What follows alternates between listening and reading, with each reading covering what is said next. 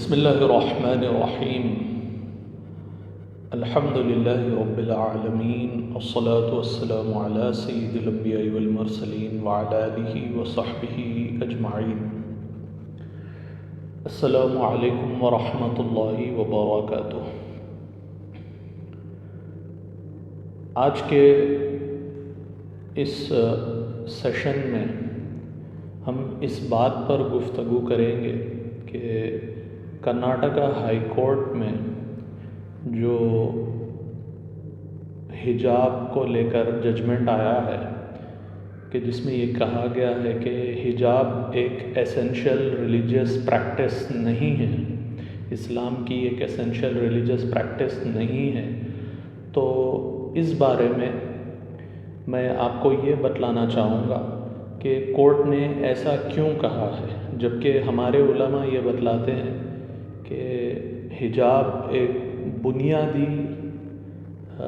اسلامی پریکٹس ہے، جبکہ کورٹ اس کا بالکل برعکس کہہ رہا ہے۔ اور یہ گفتگو شروع کرنے سے بھی پہلے میں آپ کو یہ بتلا دوں کہ یہاں پر میں کوئی اپنا لیگل اوپینین نہیں دے رہا ہوں، کیونکہ میرے پاس کوئی لاء کی ڈگری نہیں ہے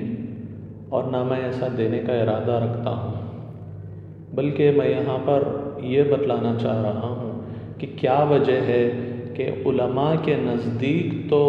حجاب ایک ایسینشیل پریکٹس ہے، اسلامی علماء جو ہیں، فقہاء جو ہیں، ان کے نزدیک ایک ایسینشیل پریکٹس ہے، اور جبکہ ہائی کورٹ نے اس بات کو تسلیم نہیں کیا ہے کہ وہ ایک حجاب ایک ایسینشیل ریلیجیس پریکٹس ہے۔ تو ہمارے پاس جو حنبلی فقہ ہو یا حنفی فقہ ہو، اس کا کیا حکم ہے، یہ میں نے حنبلی فقہ کے نظریے سے میں نے آپ کو ویڈیو میں سے پہلے ڈسکس کر لیا تھا جب ہم نماز کے شرائط پر گفتگو کر رہے تھے، یعنی نماز کے اندر بھی اور نماز کے باہر بھی جسم کا کون سا حصہ، کتنا حصہ ڈھانپنا عورت اور مرد کے لیے لازم ہے، وہ ہم نے ڈسکس کر لیا ہے، اور یہ چیز فرض ہے، آپ کو یہ بھی بتلایا ہے، اور حنفی علماء بھی آپ کو اس بات کی معلومات فراہم کرتے رہتے ہیں۔ لہٰذا میں اس بات میں نہ جاتے ہوئے کہ اس کا فرض کیا حکم ہے اور کہاں تک ہے، اس کی حد کیا ہے، یہ سارا کچھ تو آپ کو معلوم ہے، بلکہ صرف اس بات پہ فوکس کرنا چاہوں گا کہ فرض ہوتا کیا ہے، اور اس بارے میں بھی میں نے آلریڈی ایک ویڈیو بنا دیا ہے کہ فرض ہوتا کیا ہے، واجب کیا ہوتا ہے، لیکن یہاں پر میں حنفی کتابوں سے بھی چند عبارتیں پڑھنا چاہوں گا۔ حنبلی تو میں نے آپ کو بتلا دیا ہے، تقریباً ملتے جلتے معنی ہیں فرض کے،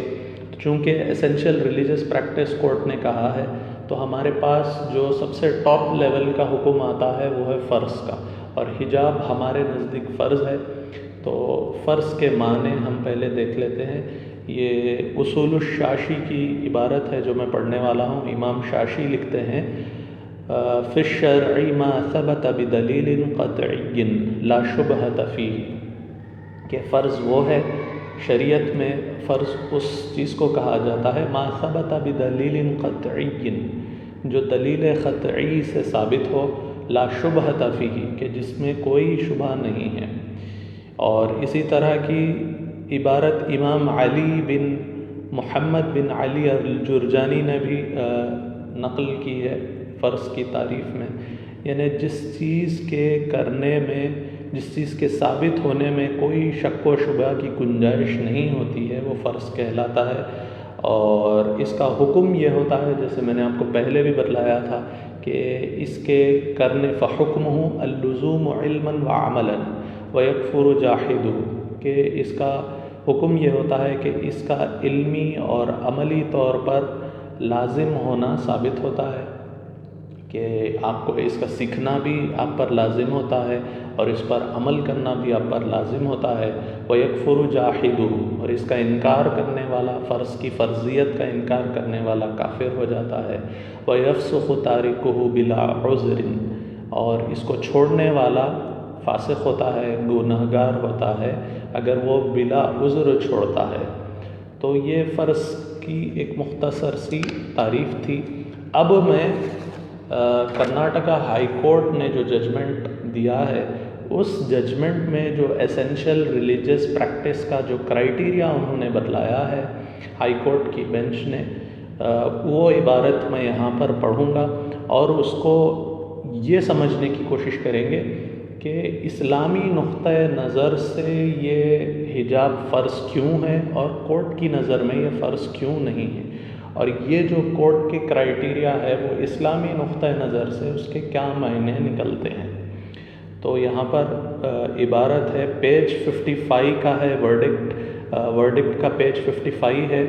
تو وہ لکھتے ہیں، ordinarily a religious practice in order to be called as an essential religious practice should have the following indicia. یعنی اگر عام طور پر وہ یہ کہتے ہیں کہ کسی بھی ریلیجیس پریکٹس کو، ایسی کوئی مذہبی عمل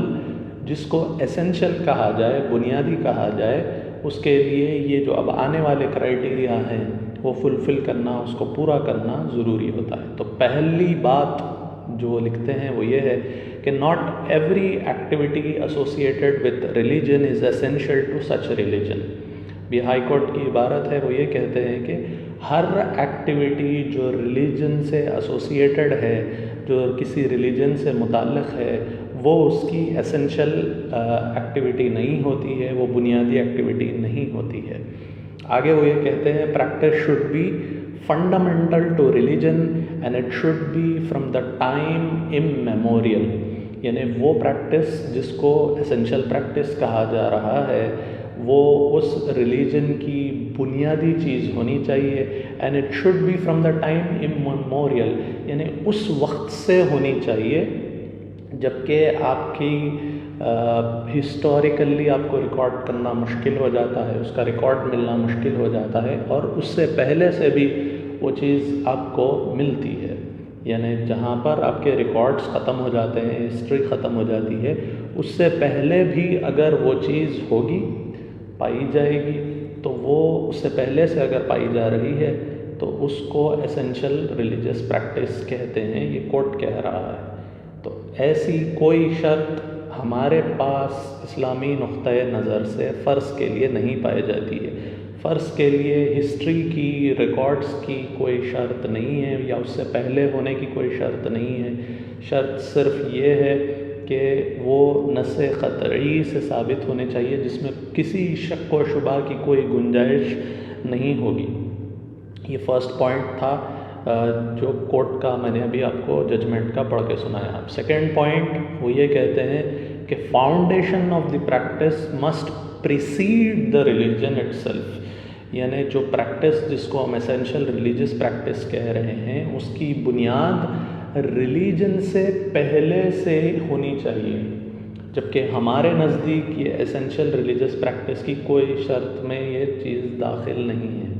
یعنی یہ شرط داخل نہیں ہے کہ ریلیجن سے پہلے بھی اس کی ایسینشیل ریلیجیس پریکٹس کی بنیاد پہلے پائی جا رہی ہے. یہ ایسی کوئی شرط نہیں ہے ہمارے پاس، نہ فرض کے لیے شرط ہے نہ واجب کے لیے ایسی کوئی شرط ہے.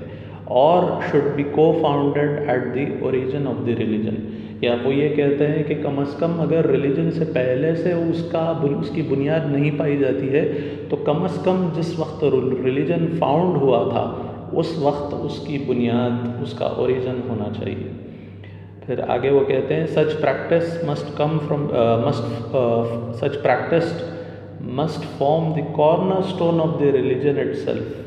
کہ اس کا بنیادی جز ہونا چاہیے ریلیجن کا. تو یہ تو ہمارے پاس بنیادی جز ہے ہی، فرض ہے وہ چیز، تو فرض جو ہے بنیاد سے ہی آتی ہے، بنیادی چیزوں میں ہی شمار ہوتی ہے. If that practice is not observed or followed, it would result in the change of the religion itself. اب یہ چیز ہمارے اسلامی نقطۂ نظر سے بالکل ٹکراتی ہے. بالکل ہمارا نظریہ یہ ہے کہ فرض کو اگر کوئی فالو کرنے والا نہ بھی ہو، فرض کو اگر کوئی بھی فالو نہ بھی کرے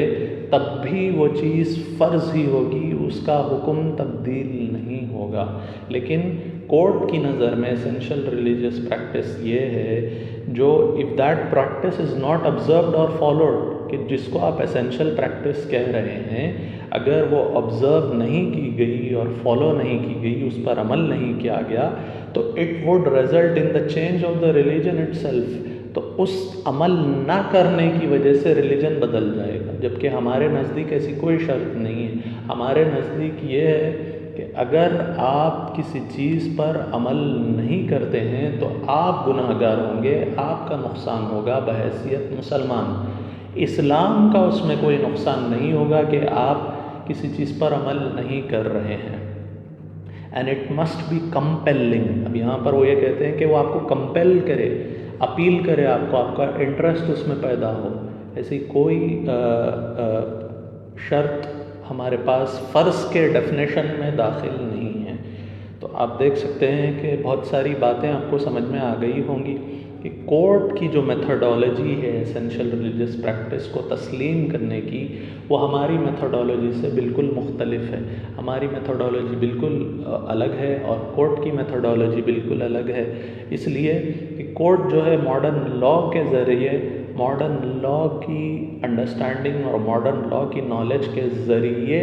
اس چیز کو سمجھ رہا ہے، جبکہ ہماری سمجھ بالکل اس سے مختلف ہے۔ that a practice claimed to be essential to the religion، اب وہ آگے یہ لکھتے ہیں that a practice claimed to be essential to the religion has been carried on since time immemorial or is grounded in religious text per se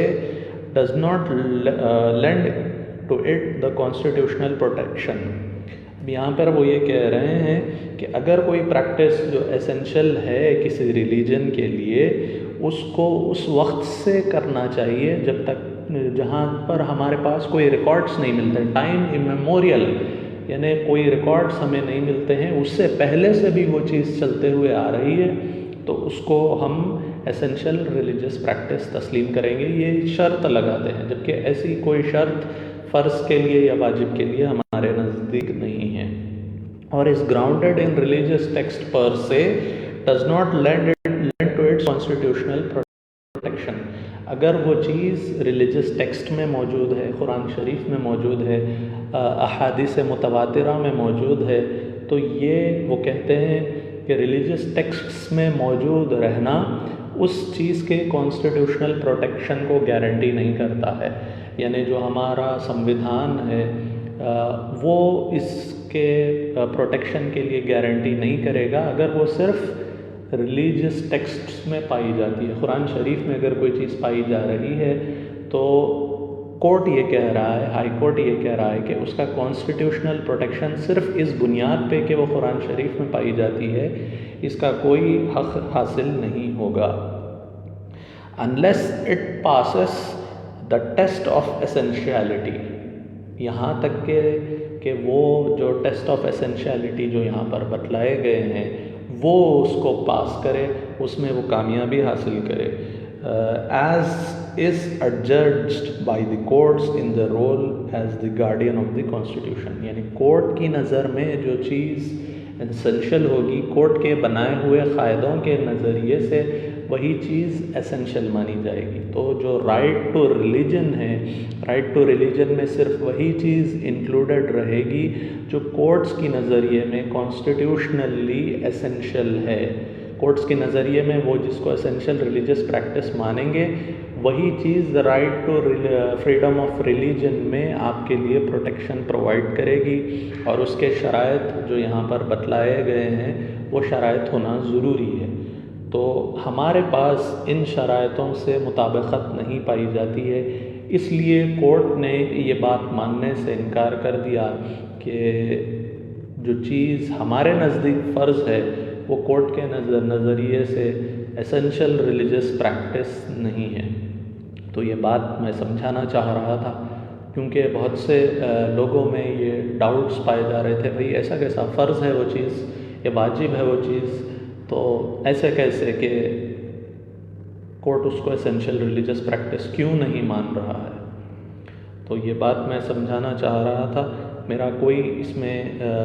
منشا یا ارادہ یہ نہیں ہے کہ میں کوئی لیگل اس کی انالیسس پرووائڈ کروں، بلکہ جو ریلیجیس گراؤنڈس پہ ہماری انڈرسٹینڈنگ ہے وہ کیوں مختلف ہو رہی ہے کورٹ کے ججمنٹ سے، صرف یہ بات میں سمجھانا چاہ رہا تھا۔ اور سطر کی جو حد ہے، عورت کو پردہ کتنا کرنا چاہیے، نماز میں کیا ہے اور خارج نماز کیا ہے، اس پر تفصیلی گفتگو نماز کے شرائط کی بیان میں گزر چکی ہے، جیسے کہ میں نے ابھی آپ کو تھوڑی دیر پہلے بتلایا تھا۔ تو آپ یوٹیوب چینل یا فیس بک کے ہسٹری میں جا کر پرانے پوسٹس میں وہ چیز تفصیلی دیکھ سکتے ہیں۔ وما علینا الا البلاغ۔ السلام علیکم ورحمۃ اللہ وبرکاتہ۔